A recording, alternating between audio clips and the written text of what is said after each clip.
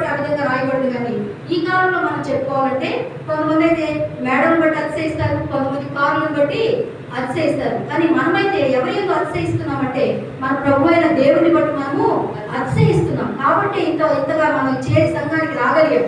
అతిశయిస్తున్నాం కాబట్టి త్వరపడి మన పనులు ముగించుకొని మన మందిరంలో సమయం గడపడానికి త్వరపడి వచ్చాం. ప్రభు చెప్తున్నాడు, ఎవరైతే ఆపత్కాలంలో నన్ను గురించి మొరపెడతారో వారిని నేను లక్ష్య పెట్టి తప్పకుండా వారి ఆపద నుంచి నేను విప్పించడానికి నేను సమర్థుడైన దేవుడిని దేవుడు సెలవిస్తున్నాడు. కనుక మనకి ఏ ఆపద వచ్చినా మనకి ఇప్పుడు ఏం లేదు, భయం లేదు. ఎందుకు అనంటే ఆపత్కాలంలో మనల్ని ఆదుకోగలిగిన వారు ఒకరు ఉన్నారు. ఆయనే సైన్యములకు అధిపతి అని యెహోవాను నామము వహించిన వాడు. ఈయన కునుకడు నిద్రపోడు, ఆయన ఎల్లవేళలా మన కొరకు కాచుకొని ఉంటాడు. ఎవరైతే ప్రార్థన చేస్తారో, ఎవరైతే ఏ క్షణమైనా ఏ టైమైనా, ఆయన టైమింగ్స్ ఏమి లేవు.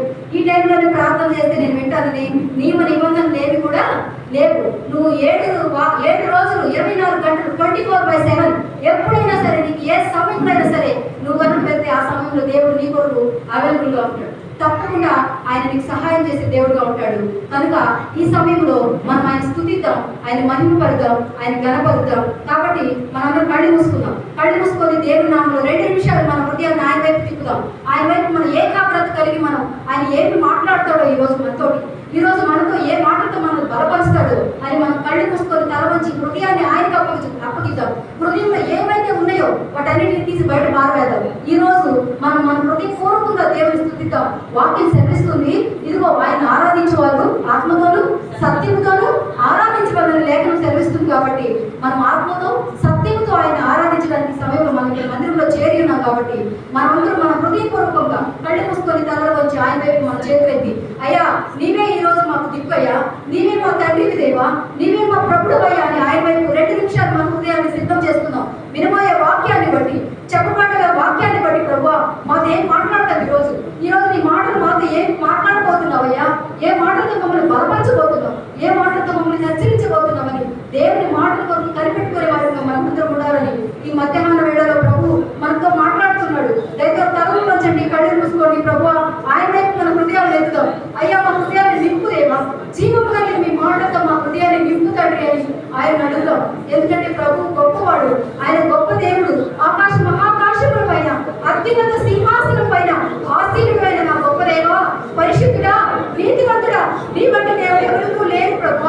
అయ్యా దేవతలలో నీ బట్టి దేవుడు ఎవరు లేరు. నీవే మా గొప్ప దేవుడివి, నీవే మా రక్షకుడివి, నీవే మా కొరకు భూలోకానికి వచ్చావు దేవా, నీవే మా కొరకు నీ రక్తంలో జీవించావయ్యా, నీవే మా కొరకు కల్వరి శిలువలో నీ రక్తం మా కొరకు దారం పోసావు దేవా.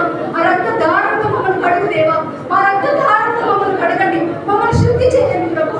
నీ నామములో ప్రభు మమ్మల్ని జ్ఞాపకం చేసుకోండి అయ్యా. అయ్యా నీ పరిశుద్ధ సన్నిధిలో నీకు వచ్చి ఉన్నావు తండ్రి. నీ సన్నిధిలో మమ్మల్ని స్థిరపరచండి ప్రభు, నీ సన్నిధిలో మమ్మల్ని బలపరచండి దేవా. అయ్యా ఆత్మీయ ఆహారం మమ్మల్ని తృప్తిపరచమని ప్రతి ఒక్కరు నోరు తెరిచి దేవుని అడుగుదాం. ఈ సమయంలో ఆయన మన మధ్య ఉన్నాడు, మన మధ్య సంచరించే దేవుడు, పరిశుద్ధాత్మ దేవుడు మన మధ్య ఉన్నాడు. నీ జ్ఞాపకం ఉంచుకోండి. ఆయన వైపు మీ చేతులు మీ హృదయం ఆయన వైపు తిప్పండి ప్రియమైన దేవుని బిడ్డలారు. అయ్యా మా కొరకు నీవు ఏమి సిద్ధపరిచావు తండ్రి, అవి కంటికి కనపడదు, చెవికి వినపడదు, హృదయానికి అంత చిక్కవు నాయన. అయ్యా నీ మాటలు వినటకు ఈ సమయంలో మేము వచ్చి ఉండగా మా హృదయంలో మా మనసులను మీరు స్థిరపరచమని మిమ్మల్ని ప్రతిపాడుకుంటున్నాం దేవా. అయ్యా దయతో జ్ఞాపకం చేసుకునండి. అయ్యా మీ వైపు చూస్తున్నాం తండ్రి. అయ్యా మట్టి వారిని ప్రభు, అయ్యా మట్టి వారిని, అయ్యా దుమ్ము దూడి వంటి వారిని ప్రభు, ఎన్నిక లేని వారిని తండ్రి. అయ్యా మహాత్యం కలిగిన దేవుడు నీవే ప్రభు, ఆశ్చర్య కార్యములు జరిగించే దేవుడు నీవేనయ్యా. కనుక మీ వైపు మీ సన్నిధికి వచ్చి ఉన్నామయ్యా, కనుక మీ సన్నిధిలో తల ఉంచుకొని ఉన్నాం, కనుక మీ సన్నిధిలో మా హృదయాన్ని మీ వైపు తిప్పి ఉన్నాం తండ్రి. అయ్యా మమ్మల్ని తృప్తిపరచండి, ఈ మధ్యాహ్న వేళలో మమ్మల్ని తృప్తిపరచండి. ఈ పునరుద్ధార దినమందు మీ శక్తిని మాకు దయచేయమని దేవా తండ్రి. అయ్యా మా సమస్త విషయం మీ హస్తములకు అప్పగించుకొనుచు ప్రభువుని రక్షకుడినై ఉన్నాం. యేసయ్య నామములో అడిగి వేడుకొని పొందుకొని నాము తండ్రి. ఆమేన్.